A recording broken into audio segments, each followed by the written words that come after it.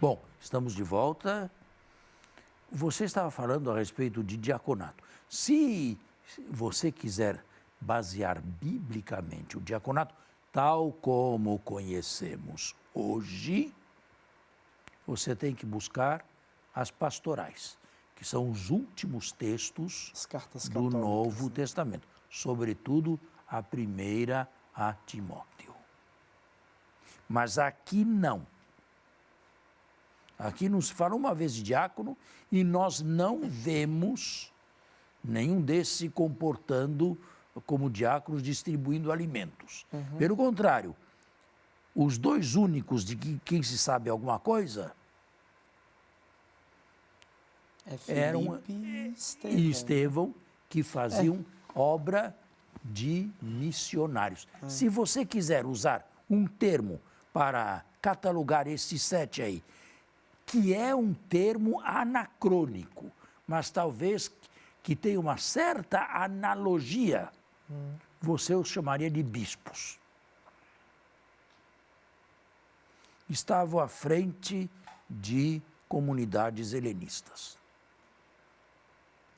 É interessante a sua explicação, padre.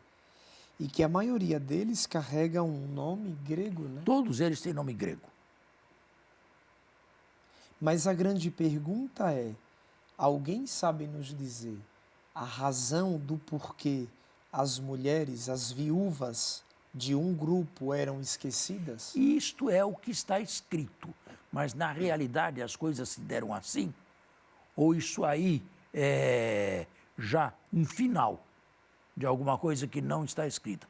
Eu disse que às vezes posições diferenciadas e opostas teologicamente podem acabar quebrando a caridade também, Sim. não é? E assim, o episódio é concluído.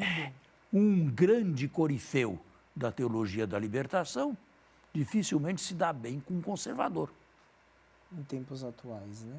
É. Um exemplo atual, né? Exatamente. É difícil distinguir as coisas. Então, mas eu não posso olhar esse texto e encontrar nele, por exemplo, a razão da instituição do diaconato. Não, o atual não. O atual de jeito nenhum. Eu disse que se você quiser dar-lhes um nome, o mais apropriado, se bem que anacrônico, para os anos 30, é bispo. Para os anos 30, a figura Sim. do episcopo. Sim, sim. A figura do episcopo vem bem mais tarde. Os presbíteros, bispos. Sim, então, é Vem isso bem que eu quero mais tarde. dizer. De fato, Não, é anacrônico. nos anos 30, pois é, mas é o termo que mais se aproxima a bispo. E uma outra pergunta de modo prático. Mas não diácono. De modo prático. Muito provavelmente as comunidades, já tinham crescido, mas não era um crescimento quantitativamente falando absurdo.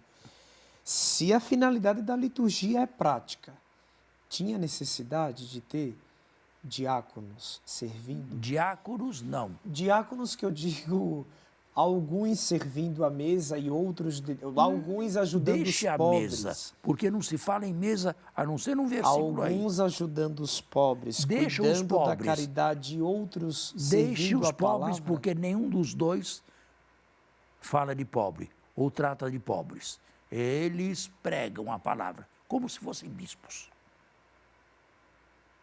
Então a missão destes era unicamente pregar. Dirigir um bloco de língua grega. Porque os de língua aramaica não se entendiam bem.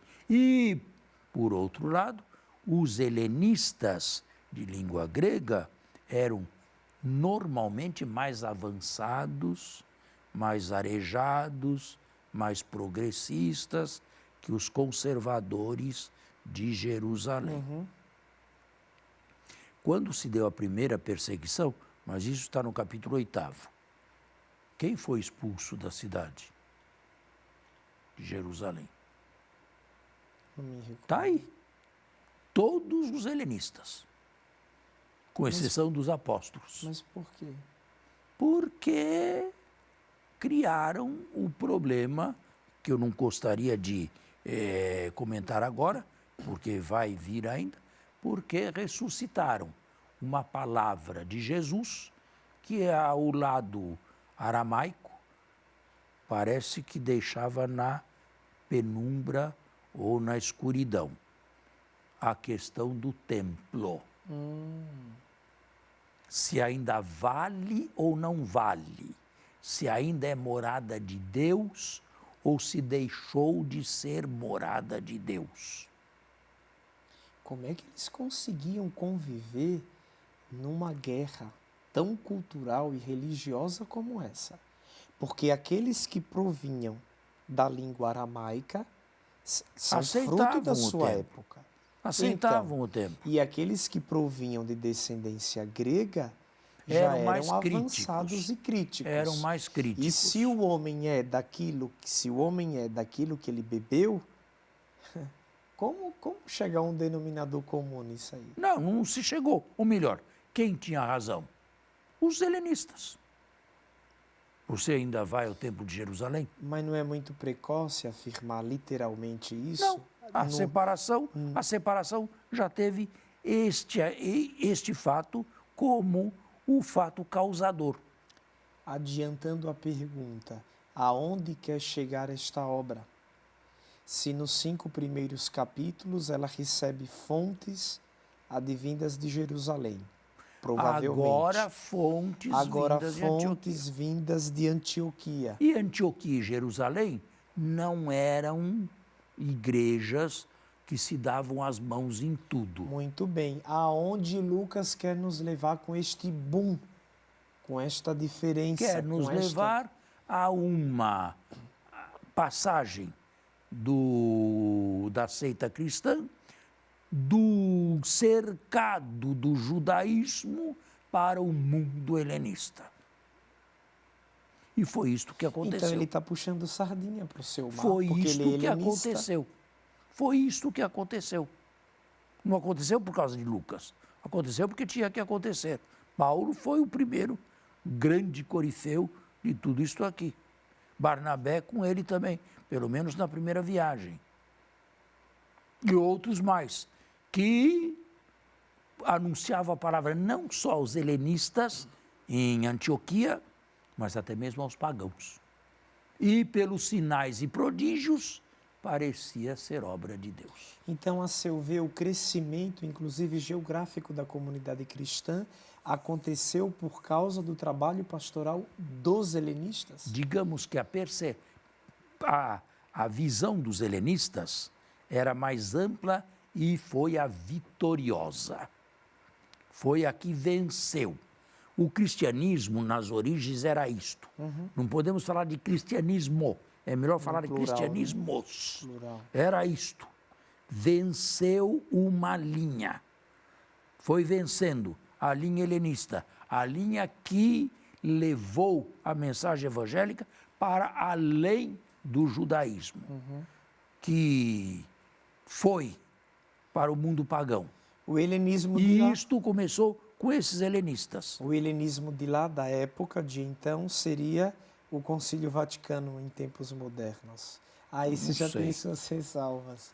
Não sei se faria essa analogia.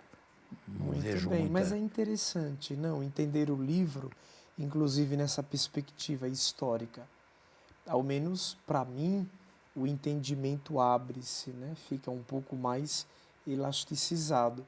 É isso que a gente deseja para você aí, que semanalmente nos acompanha aqui em Páginas Difíceis da Bíblia. Nós temos uma tradição cristã de 2000 anos. E a gente imagina que nos inícios tudo era claro.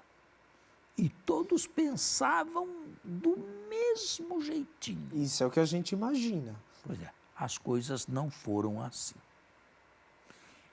Uma linha foi se sobrepondo a outras linhas. Outras linhas foram desaparecendo. Jerusalém deixou de ser a igreja-mãe nos anos 70, quando foi destruída. Os cristãos de lá fugiram para a Transjordânia.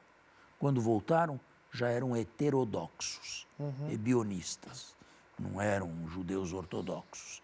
A ortodoxia se foi então formando.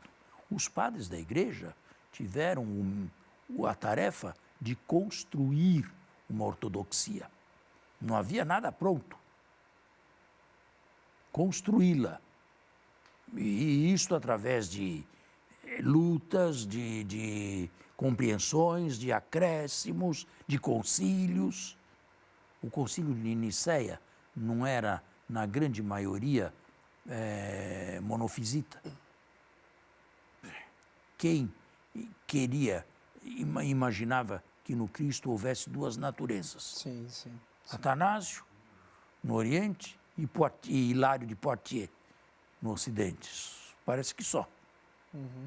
E, no entanto, venceu esta linha. A linha cristã que as grandes igrejas seguem hoje, porque hoje uma linha se impôs, é a linha paulina. É gozado. Se fôssemos olhar o nível de teologia, a teologia joanita, né, padre? Poderia ter se sobreposto, né? Se a comunidade não se tivesse rachado.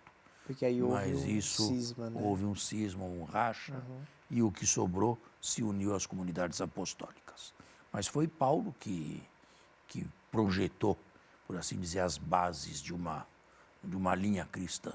Temos que encerrar o programa. Que pena que o nosso programa acabou, mas no próximo domingo nós contamos com você aqui no Páginas Difíceis da Bíblia. Muito obrigado pela atenção.